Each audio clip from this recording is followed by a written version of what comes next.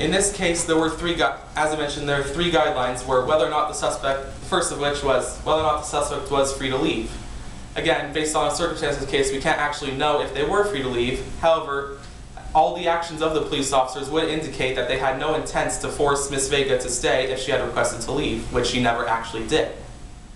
The second factor was whether or not the suspect was, or they were questioned as a suspect or a witness.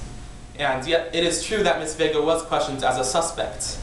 However, in several other cases, such as Stansbury versus U.S., it was stated that this is not necessarily relevant. It is only, in fact, it only comes into play if this suspicion shows through their actions and their comments. And based on circumstances in this case, we have no reason to believe that such suspicion was shown through their actions. And as for the final factor, one second.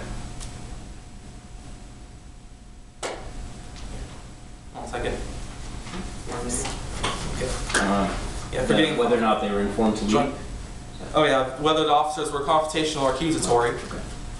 I mean, we also have no reason to believe that they were confrontational or accusatory in any manner, or as they had their only real action, the only one that's been interpreted as being confrontational or accusatory at all. Well, two actions actually: being placed in the back of the police car, which was again by Ms. Vega's consent, and the actual so-called accusation, which could actually simply be more a theory than an accusation based on the inflection in which the question was posed. We do not know by any of the guidelines whether or not they are applicable to this case and whether or not they are, by determinations Aquilera era in any way custodial. Based on these circumstances, the people again ask that the defense's motion be denied and that Ms. Vega's statement remain on the record. And how do you differentiate our situation from Herndon? Well, this case is actually quite different from Herndon. In Herndon, the main thing that was, or the main aspect that was custodial was the manner of the interrogation. In the case of Herndon, the police officers literally rushed up to the defendant, questioned him on the spot, whether or not even asking whether they could even ask any questions at all.